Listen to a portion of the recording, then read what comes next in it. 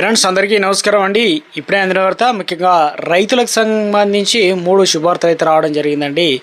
So మొట్టమొదటి update వచ్చేసి ముఖ్యంగా భారతదేశం మొత్తం అనగా పీఎం కిసాన్ సమ్మాన్ నిధి పథకానికి సంబంధించి వీరి ఖాతాలో వచ్చేసి 10,000 రూపాయలు, కొంతమందికి అయితే 2,000 రూపాయలు.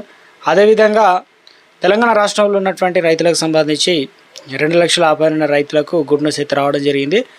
సో కేంద్రం నుంచి మరొక అప్డేట్ అయితే రావడం జరిగింది. అదేవిధంగా ఇప్పటికే తెలుగు రాష్ట్రాలకు సంబంధించి తెలంగాణలో ముఖ్యంగా గత ప్రభుత్వంలో రైతు బంధు రిలీజ్ చేశారు. ఈ ప్రభుత్వంలో వచ్చేసి రైతు భరోసాగా తెలంగాణ సర్కారు 9 రోజుల్లో 9,000 కోట్ల రూపాయలు రిలీజ్ చేశారు. అయితే కొంతమందికి వచ్చాయి, కొంతమందికి రాలేదనమాట. దీనిపైన ఒక లేటెస్ట్ అప్డేట్ అయితే వచ్చిందనమాట. ఒక్కొక్కటిగా తెలుసుకునే ప్రయత్నం చేద్దాం. ఆ వివరాలు ఏంటనేది చివరి వరకు చూడండి. మరోసారి ఛానల్ వస్తే తప్పకుండా సబ్స్క్రైబ్ చేసుకోండి. చూస్తున్నారు కానీ లైక్ చేయడం మర్చిపోతున్నారండి. వెంటనే లైక్ చేయండి. వివరాలకు అయితే వెళ్ళిపోదామండి.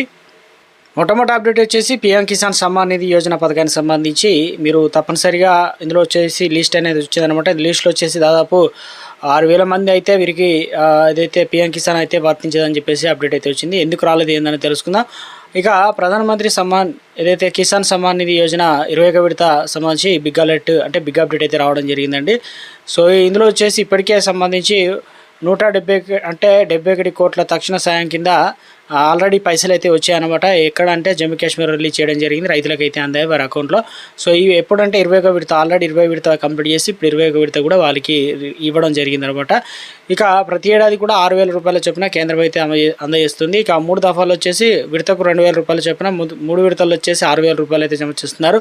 సో ఇందుకు సంబంధించి ఇక జమ్మూ కాశ్మీర్లో వరదల ప్రభావితం ఇక ప్రాంతంలో రైతులకు ముందుగానే తక్షణ సాయం అనేది అందించడం అయితే జరిగింది. తర్వాత సెప్టెంబర్ 26 తారీఖున హిమాచల్ ప్రదేశ్, ఉత్తరాఖండ్, పంజాబ్, హర్యానా వంటి వరద ప్రభావిత ప్రాంతాల్లో కూడా 21వ విడత అయితే రిలీజ్ చేయడం జరిగింది. దాదాపు మొత్తంగా 540 కోట్లు విడుదల చేయగా 2.7 మిలియన్ల రైతులకైతే వారి ఖాతాలో అయితే జమ చేయడం జరిగింది. సో ఎవరికి రావు ఏంటనే దానిపైన అప్డేట్ అయితే వచ్చింది. ముఖ్యంగా తెలుగు రాష్ట్రాలకు సంబంధించి తెలంగాణలో వచ్చేసి 6,000 మంది చిల్లర అయితే ఉన్నారనమాట. ఎందుకంటే గతంలో మనకి 20 విడత రిలీజ్ చేసినప్పుడు ఇంతమంది రాలేదని చెప్పేసి చెక్ చేసుకున్నప్పుడు లిస్ట్ అయితే వచ్చింది. దాంతోపాటు మీరు 20 విడత డబ్బులు రాకపోయినా ప్రభుత్వం ముఖ్యంగా ఏం చెప్తుందనంటే 11వ విడత నుంచి 20వ విడత వరకు ఎవరికైతే రాలేదో వారి ఈకేవైసీ, అదేవిధంగా ఏదైతే టెక్నికల్ ఇష్యూ అయితే ఉందో బ్యాంక్ అకౌంటు ఆధార్ నెంబరు పొరపాటు బ్యాంక్ అకౌంట్ ఇవన్నీ కూడా సరి చేసుకోవాలన్నమాట. యాక్టివ్గా ఉందా, ఎన్పిసిఐ లింక్ అయింది ఇవన్నీ ఉన్న వారికి 20వ విడత కూడా డబ్బులు జమ అవుతాయి. ఎందుకంటే మొత్తం మీద అయితే 11 విడతల నుంచి 20 విడత వరకు 9 విడతలు వింటూ 2,000 రూపాయలు చొప్పున వేసుకున్న 18,000.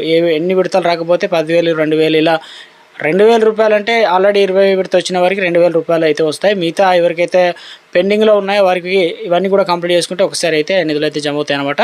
తెలంగాణ రాష్ట్రంలో రైతులకు సంబంధించి రైతు భరోసా ముఖ్యంగా చాలామంది అయితే ఎదురు చూస్తున్నారు. యాసంగి సీజన్ ఏదైతే ఉందో అయితే మిగిలిపోయిన డబ్బులతో పాటు కొత్త వారికి ఎప్పుడు అందిస్తారు ఏందనే దీనిపైన ముఖ్యంగా వారికి ఈ నెల 15వ తారీఖున క్యాబినెట్ భేటీ అయితే ఉంది. కాబట్టి స్థానిక సంస్థల ఎలక్షన్లతో పాటు ప్రభుత్వ పథకాలపైన ఒక నిర్ణయం తీసుకునే అవకాశాలు అయితే ఉన్నట్టు తెలుస్తుంది. మొత్తం మీద ఇక రైతులకు సంబంధించి తెలంగాణ రైతులకు సంబంధించి రుణమాఫీ పైన గుడ్ న్యూస్ అయితే వచ్చిందనమాట. 4 విడతల్లో వచ్చేసి 842 కోట్లు.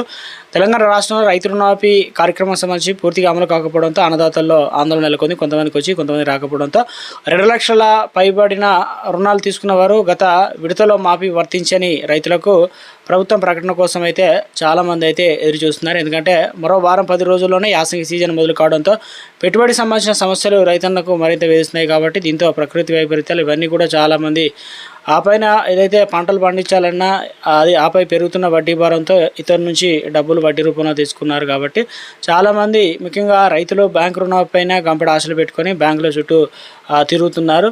ఇక రుణమాఫీ చెల్లింపులో జాప్యం జరగడంతో వడ్డీ కూడా మొత్తం పెరిగిపోతుందని చెప్పేసి బ్యాంకులు సో ఈ ప్రభుత్వం దీనిపైన వెంటనే స్పందించాలని, ఎందుకంటే పంట సాగు కోత పనులకు కూలీ కొరత కూడా తీవ్రంగా ఏర్పడిందని చెప్పేసి ఒక వికారాబాద్ జిల్లాకు సంబంధించి డీటెయిల్స్ అయితే ఇచ్చారనమాట.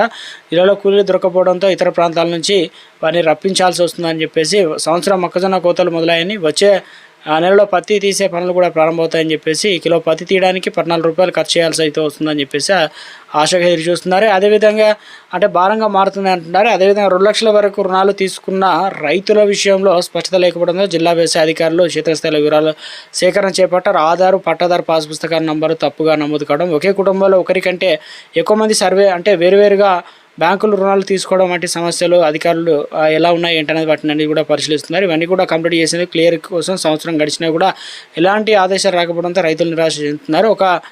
ముఖ్యంగా వికారాబాద్ జిల్లాలో అధికారి టి రాజరత్నం తెలిపిన వివరాల ప్రకారం గత 4 విడతల్లో వచ్చేసి 842 కోట్ల రుణమాఫీ జరిగిందని చెప్పేసి చెప్పడం అయితే జరిగిందనమాట. అతి త్వరలోనే ప్రభుత్వం ఈ పెండింగ్ డబ్బులు కూడా రిలీజ్ అయితే చేయనున్నట్లు ప్రభుత్వాన్ని చేయనున్నట్లు ఒక అప్డేట్ అయితే రావడం అయితే జరిగిందండి. ఇటు రైతులు కూడా వేడుకుంటున్నారు తొందరలోనే రిలీజ్ చేయాలని.